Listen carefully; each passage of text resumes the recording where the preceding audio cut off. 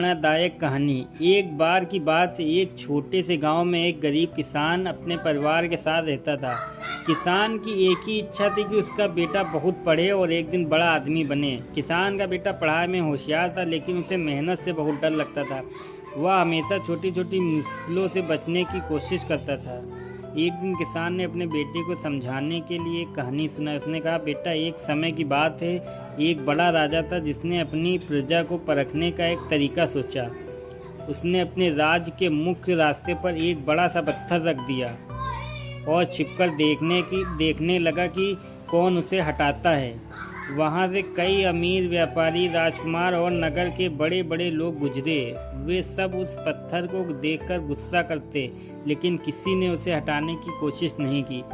सबको लगा कि यह काम किसी और का है। फिर एक गरीब किसान वहाँ आया, जिसके पास फटे पुराने कपड़े थे और सिर पर लकड़ियों का भारी बोझ था।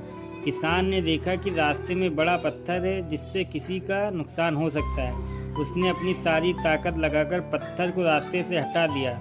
जब उसने पत्थर हटाया तो उसके नीचे एक थैला रखा हुआ था। थैले में सोने के सिक्के और एक पत्र था। उस पत्र पर लिखा था, यह इनाम उस व्यक्ति के लिए है जिसने मेहनत से इस पत्थर को हटाने का साहस दिखाया। सफलता मेहनत करने वालों को मिलती है। कहानी सुनने के बाद किसान ने अपने बेटे से कहा, देखा बेटा, जीवन में कोई भी सफलता आसानी से नहीं मिलती। मेहनत और साहस ही सफलता की चाबी है। अगर तुम कड़ी मेहनत करोगे तो एक दिन जरूर बड़ा आदमी बनोगे। यह कहानी सुनने के बाद लड़के को समझ आ गया कि सफलता के लिए मेहनत करना जरूरी है। उसने पढ़ाई में कड़ी मेहनत की और धीरे धीरे गांव का सबसे होशियार छात्र बन गया।